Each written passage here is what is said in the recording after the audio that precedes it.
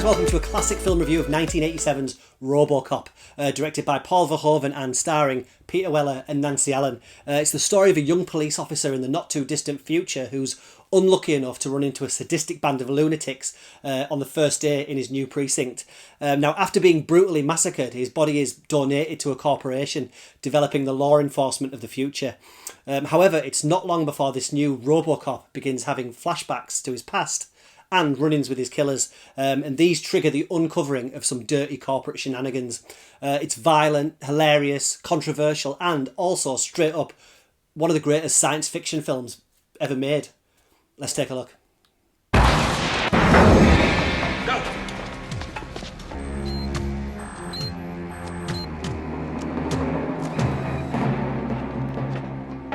Come quietly or there will be trouble.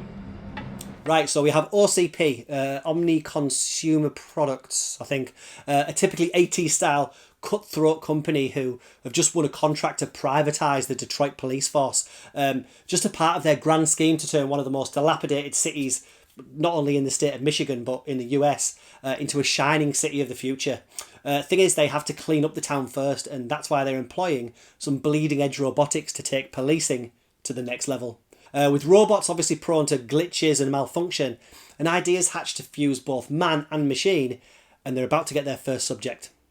Now, you may imagine that a movie named RoboCop doesn't need an in-depth review because it's about a cyborg with a gun mowing down bad guys until he gets to the head bad guy via a few sub-level bosses. And yeah, that's the film. Explosions, fights, blood and gloopy gore. But it's also so much more than that. Firstly, of course, it's a satire on 80s consumerism and capitalism. The film's littered with hilarious commercials from products such as a Cold War nuclear annihilation family game, advertised straight after some news report announcing mass death, to a powerful sunblock that comes with a warning that excessive use will cause cancer. The script brilliantly spoofing our obsession with media and consumerism. The core of the plot is a corporate power play, really, to privatise law enforcement, and almost as much time is spent discussing police strike action as it is shooting villains, with the ultimate aim of the RoboCop programme being to essentially terraform the Detroit streets so construction of a new city can take place. Now, the ethics involved in using legally dead people to construct cybernetic police officers is probably a video unto itself. But one thing that struck me watching the film now is its sadness. By allowing Murphy's memories to come flooding back to him, shows how he's stuck in this limbo of remembering his own life but being trapped in the body of a machine. Weller doesn't get enough acting credit for RoboCop, I don't think. He's buried here in a large suit, of course, his face mostly hidden behind a visor, and the scene where he visits his old family home that's now up for sale is excellent, as he conveys so many emotions just in his body movements as his memories begin to flash back to him.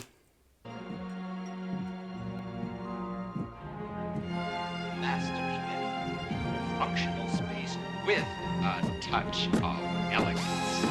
Hey, have you thought it all over? Why not make me an offer? So RoboCop was directed by Dutch director Paul Verhoeven, and this was his first American movie, I think.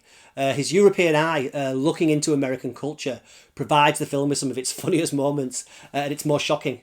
Verhoeven, of course, would go on to make Total Recall, Basic Instinct, Starship Troopers, Showgirls.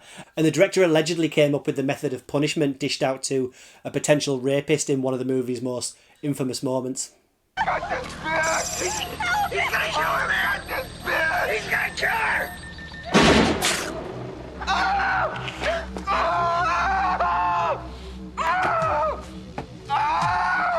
Your move, creep. Now, something else that elevates RoboCop above the usual video store schlock is its cast, which is superb. Weller is RoboCop. You'd be mistaken for thinking that there's so much suit that you could just throw anyone into it. But you only have to see Robert John Burke's substandard attempt at taking on the mantle in the hilariously poor RoboCop 3.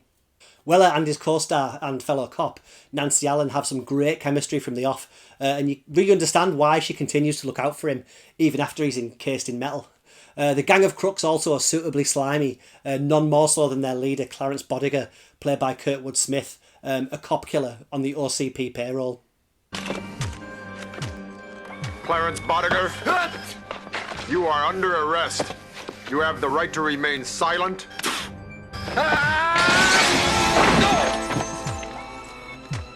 Now, Now this seems like a good time to mention the outrageous work by Phil Tippett, who did the stop motion animation here.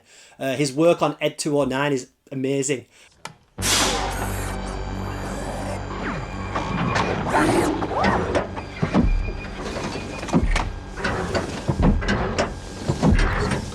And Rob Bottin, who does the practical makeup effects, which make it hard to believe that they haven't actually turned Peter Weller into a robot, especially when he finally removes his visor and we get to see the full extent of how his skin is grafted onto his new metal skull. You may not like what you're going to see.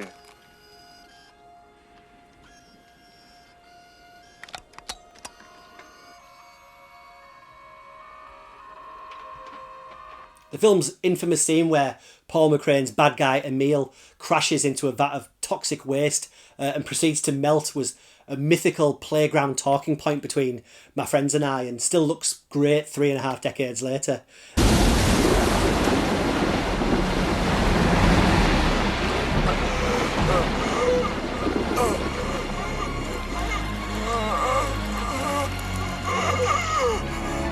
Likewise, OCP's first iteration of its future cop, the formidable Ed 209, looks fantastic, both in a design standpoint and sound design.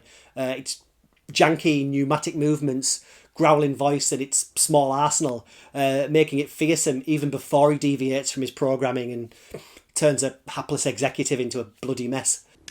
Please put down your weapon. You have 20 seconds to comply. I think you'd better do what he says, Mr. Kenny.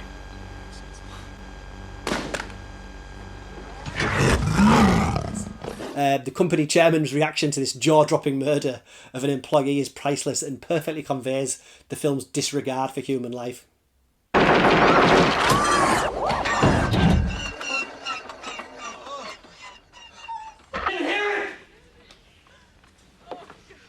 Dick, I'm very disappointed. Now, RoboCop was released in the summer of 1987 in the United States. Here in the UK, we'd have to wait till February 1988 to see it, but it would find its true home later in that year when it was released on VHS and became a home video essential. Its instantly recognisable score from Basil Polidoris is perfect. The film is a futuristic western, really, with a sheriff cleaning up the town. Drop it! Dead or alive, you are coming with me. But it also has some obvious Christian allegory thrown in there. A young man sacrificed and resurrected to come and clean up a sinful town. The finale even going as far to have RoboCop appear to be walking on water. But, of course, you don't need to worry about any of that. You can just marvel at the bullets and blood-covered mayhem of one of the greatest films of the 80s, the decade of excess, and one of the great sci-fi action films of any decade. Go check it out.